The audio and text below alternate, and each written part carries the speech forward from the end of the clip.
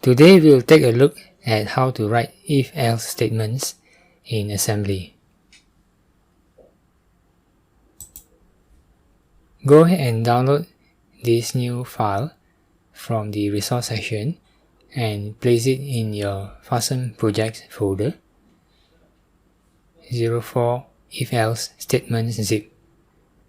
Then unzip it and then delete the zip and open the new folder. Open the if-else ASM file by double-clicking.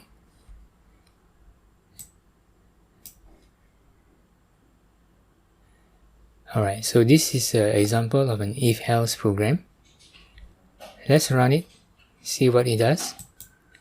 Click Run, compile, and you have a new file, exe.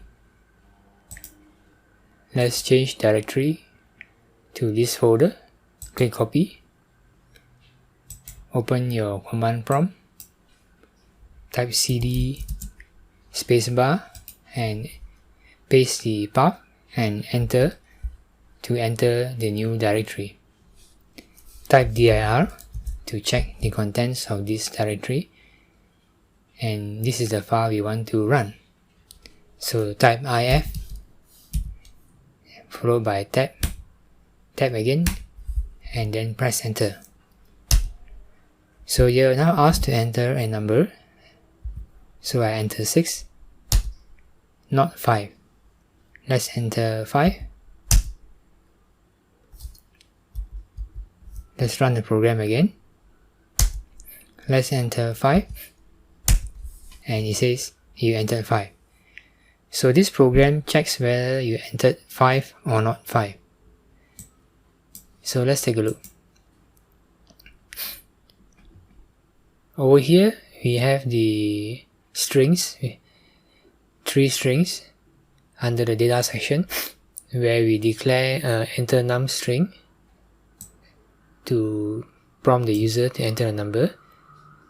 And then we have message 1 string to give out the message saying you entered 5, and another message called message 2 to show the message string not 5.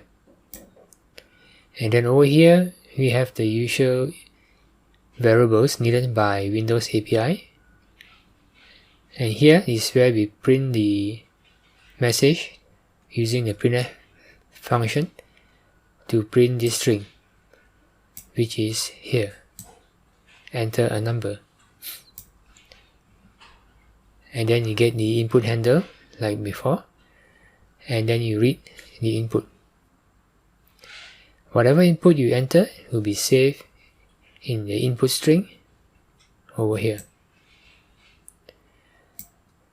Next, you use the string to unsigned long function to convert this input string into a number, base 10 number, and the result of that conversion is stored in EAX. And then we go to the next part. This is the new part which we are studying now. We compare the number in EAX to 5. So CMP compare, he will set the 0 flag. So if the 0 flag is set, it means that EAX is equal to 5. So this one tests whether the 0 flag is set. So if it is set, it means that EAX is equal to 5. Therefore, you will jump to this label equal 5. And here you will move message 1 into ESI. Message 1 is you entered 5. So we move the message 1 to ESI because we want to show this message. After that, we move on to the output result label, where we push the ESI, push it to the stack, and then we call printf to show the message. So ESI is actually storing message 1.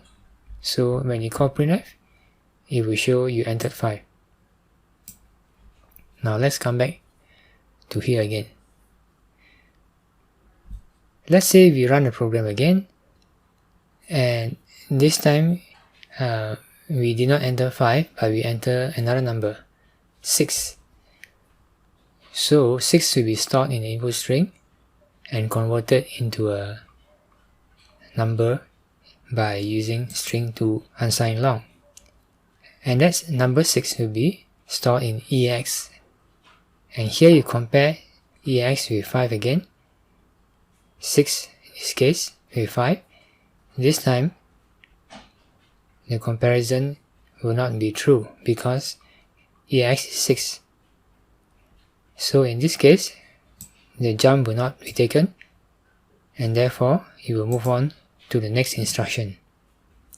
So in the next instruction you will move the message 2 into ESI. So this is actually the else part. So I'll just paste here. So this is the part which will execute if this part is not true. So it will execute this part by moving message 2 to ESI. Message 2 is the string not 5.